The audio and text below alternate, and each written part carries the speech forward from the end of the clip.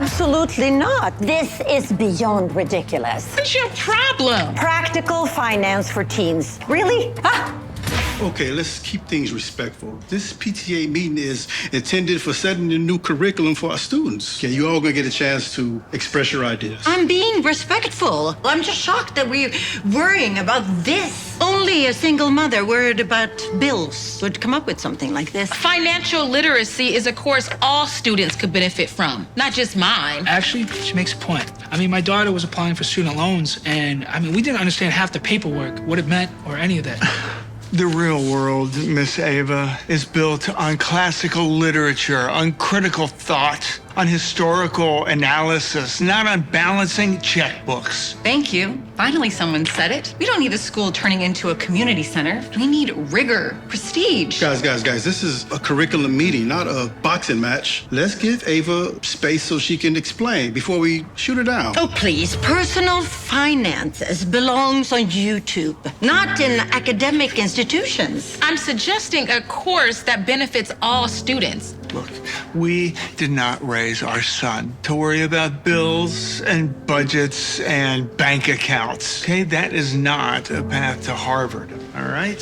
Perfect classical foundation, an essay with quotes from Cicero. That is why my son is halfway through the doors of Harvard right now. Financial stability is dreaming bigger. Okay, some of us want our kids to have actual real-world experience and skills. Well, fortunately, this school will listen to more qualified voices, not survival tips from someone working double shifts. Some of us work double shifts because saving lives isn't a part-time job. Wait a minute. You a nurse, right? Yes. I remember you. I brought my son to your ER about a year ago, and you sat by his bedside for hours. You have my vote. Oh, please. Nurses are wonderful, but they're not curricular designers, right? Exactly. And let's just leave the academic architecture to the professionals, please. Good evening, everyone. How's it going in here? Productive so far? We've had a spirited discussion so far. Principal Lawrence, how wonderful to see you. Now, before we continue, I would like to inform you all that today's meeting will actually be observed by a very important guest. We're honored, truly honored, to welcome someone who's going to learn about the direction of our curriculum and maybe offer some insight. So please give a warm welcome to the Director of Undergraduate Admissions at Harvard University, Mr. Jay Spencer. Good evening. Good evening. Would you like to join me over here? Certainly. Great. Good luck pitching your little budgeting class now. Hey, sit up straight and fix your jacket. This is the director. I can just fix, and I am sitting up straight. Do I look approachable or intellectual? I want to get a balance. Sir, you look like you want to propose to him. So, Mr. Spencer is going to be quietly observing the remainder of today's meeting. He's mostly interested in learning how schools are adapting to meet modern student needs. So, please carry on. I'm eager to hear your proposals. If it's quite all right, Principal Lawrence, perhaps we should begin with the most academically rigorous proposal first. Something fitting for Harvard standards. Go ahead, Mr. Wright. Thank you. Now, as many of you here know, I am a tenured professor of American history. 30 years of guiding students to intellectual greatness, cultivating minds, shaping thinkers. My curriculum emphasizes literature, philosophy, classical analysis, exactly the tools required for elite admissions, including, of course, the exact curriculum that will ensure my son's imminent acceptance to Harvard. My curriculum produces Ivy League ready thinkers, students who can dissect Aristotle, interpret Dante, and write theses like they're already at Oxford or Harvard, of course, and not worry about menial things like monthly budget classes. I don't think I understand that last part. Hey, thank you, Mr. Wright, for sharing your proposal. How about we all move on? Miss Ava? Thank you. I'm proposing a course that helps our students understand how money works before money controls their lives. Student loans, taxes, debt, rent, insurance, emergency funds, predatory lending, knowledge that oftentimes a lot of their parents never had the opportunity to learn. I'm not trying to replace education. I'm just trying to make sure that our students don't start out adulthood already sinking.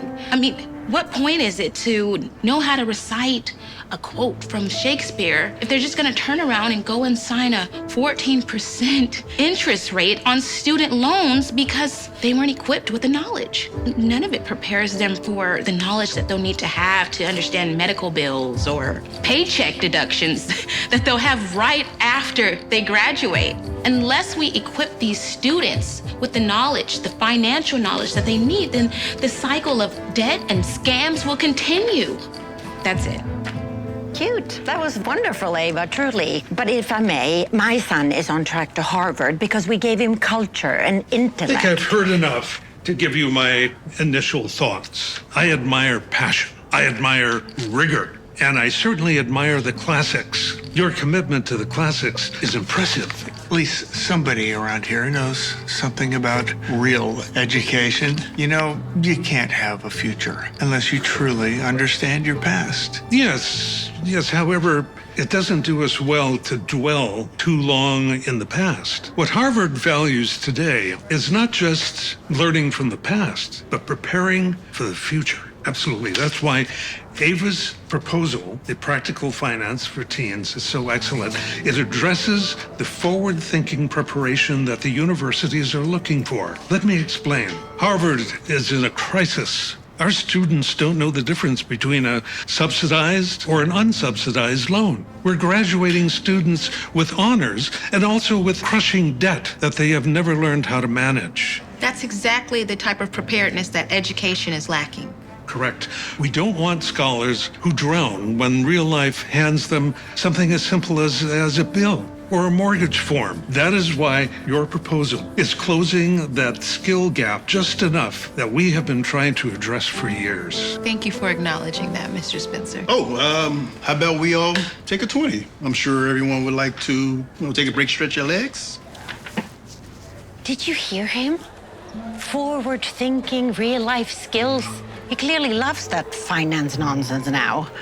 Well, we adapt. That's what educated people do.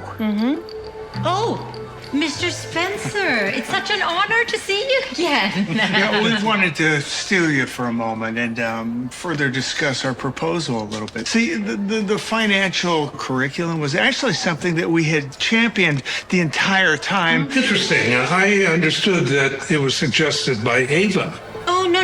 We always believe that students need real-life skills. Budgeting, credit, loans. It's very important for their intellectual maturity. Our son is very financially literate, you know? Excuse me. That proposal was mine. Oh, please, honey. We all know that you brought it up. But only in that vague, you gotta pay your bills on time kind of way. We refined it to academic standards. Okay, look, let's just be realistic here, okay? You are hardly qualified to create a financial curriculum. I mean, you don't even work in finance, do you? Careful there. Someone might think you're trying to be offensive. Let me get this straight, Mr. Wright. Yes. Not only are you attempting to take over someone else's idea and claiming it as your own, you're also implying that she has no capabilities. Is that right? No. Let me clarify something. Ava's presentation today was the most comprehensive and compelling educational idea I've heard this year. And for you to attempt to steal her ideas is frankly shameful. There's been a misunderstanding here. Mr. Spencer, I'm sure a Harvard member such as yourself... At Harvard, we value integrity, not entitlement. Let's see you back inside. I want to thank you all for your enthusiasm. However, I want to assure you, especially Mr. and Mrs. Wright, that Harvard values intellectual passion. I've reviewed your son's application. However, when he was asked a very simple question about basic financial responsibility, he wrote, and I quote, "I don't have to worry about money. My parents will handle everything." At Harvard, we believe in self-sustainability, traits that are glaringly absent from both of your son's application or in your behavior out in the hallway. This is ridiculous.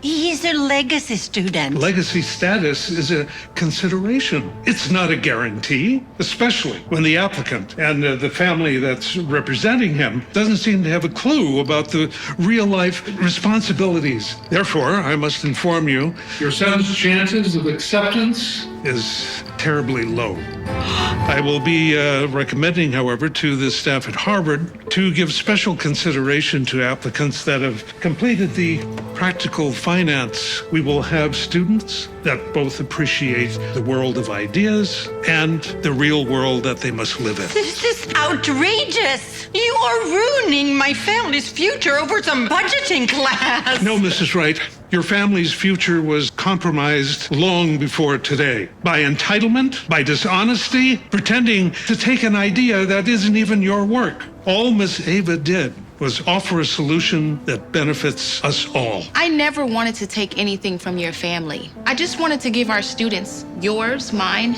all of our students, the tools they need to stand on their own 2 feet. Not privilege, not legacy, just a fair shot at life. If the board still wants this course, I will gladly volunteer my time to help build it. Our kids deserve better than fear or arrogance. Thank you, Ava. Truly.